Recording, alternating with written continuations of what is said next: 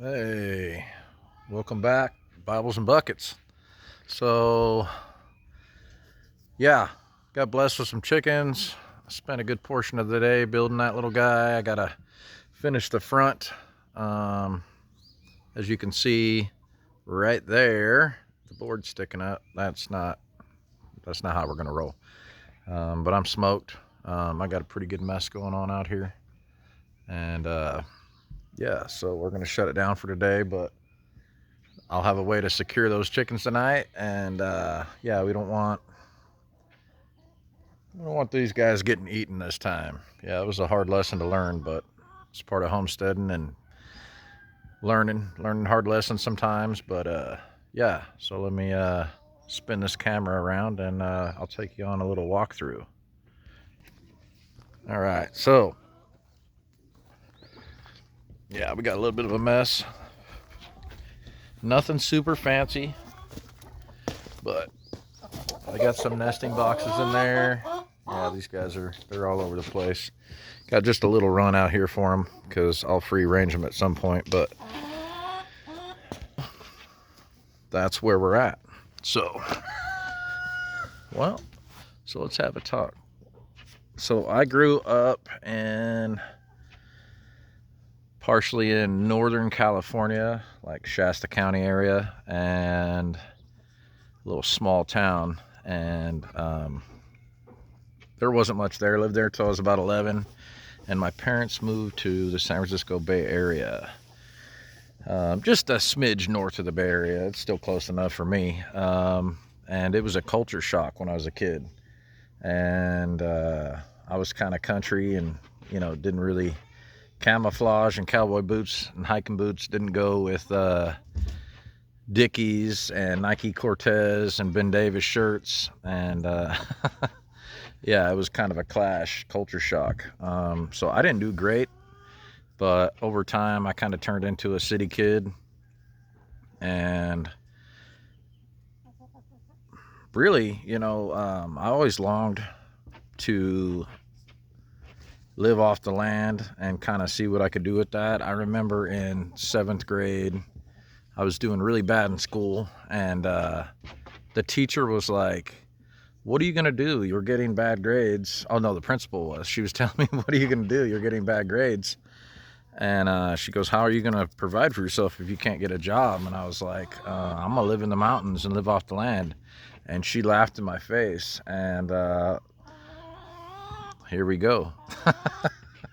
So I'm not sustainable like that, but it's kind of I think I'm going back to my roots. And I really enjoy nature and being away from all the BS in the cities. And if you've noticed, in the last few years, stuff's got pretty freaking weird, man. I guess I kind of had my head in the sand until COVID happened, and then I was like, wait a minute, yeah, this ain't right. This is so weird, and a bunch of you know what I'm talking about, so I won't get into all that, but yeah, the world changed, and it made me dive into faith. I think the Father was already kind of making a way for that. Yeah, he was already lining stuff up way ahead of time because he's cool like that, and he's extended so much grace to me over the years that I don't. There's not even words that'll justify or be sufficient for how cool and how blessed I am. And why he loves me, I don't know, but he does. So we, me and my wife got married. We've been together about 10 years and 11 years, and we we went through some tough times, and my wife really wasn't a believer, like a biblical one. She kind of thought there was something out there, but about 5 years into our marriage, I'd been praying for her to know him. And about 5 years in, she was going through a tough patch in life, and it was toll on her marriage. And so we were struggling really, really bad. And she left for about 4 days trying to get her stuff together, and she came back. Something had changed, and I was still pretty bitter because we'd been fighting for a while. And after about an hour and a half of her talking, I knew something had happened, and he showed up, and she was changed. She knew he was real, and she was in love with him. She's like, I love him so much. He's so awesome. I just didn't know. And that was super cool. And our whole marriage pivoted at that point. And, you know, like some of my other videos, I talk about like kind of coming from the streets, being like, I was just a junkie, man. I was a scumbag. I just stole stuff and sold drugs and, you know, hurt people and just did stupid shit. Living a lifestyle that I thought I had to live. I didn't know there was a way out. And, you know, I ended up getting clean and sober. And, you know, that took a long time to kind of set in, to get any considerable amount of time. But got cleaned up and then met my wife. We had a little tough patch in the beginning, and you know, just life happens. And you know, all that to say is she became a believer, and I had come from being basically a homeless junkie, sleeping in my car if I even had one, from having nothing. I mean, not nothing. I didn't have any skills. From that life to just having to rob, you know, cheat, steal, whatever, just to get another high. Like, not cool, man. Like, not a cool life, like a terrible life. I wouldn't wish that on anybody.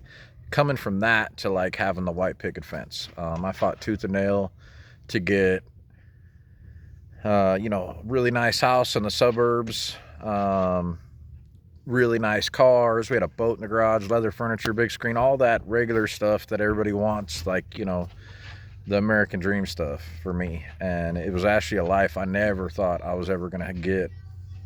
And we had it. And when she became a believer, man, we sold all that shit so quick, man. We sold everything for hardly nothing. And we had just enough to buy like a fifth wheel and a little bit of traveling money, and we started traveling the country. Ended up in Arkansas. We went all over the place though, but we ended up in Arkansas, and we bounced back and forth between there and Oregon a few times.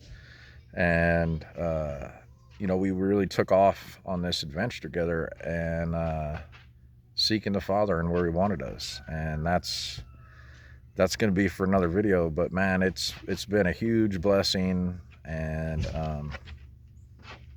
what an honor just to be on this awesome roller coaster, man. So anyhow, stay tuned. We'll give you guys more of all the projects and stuff, shenanigans we're going through right now.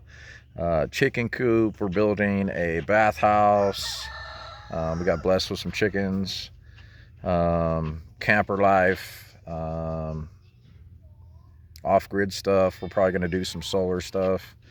Do some videos on that. We've already got a bunch of different solar stuff, but we'll do some new stuff. Yeah, we'll talk about the Bible and our belief and how we ended up here. And yeah, that's it. So stay tuned, guys. Thanks.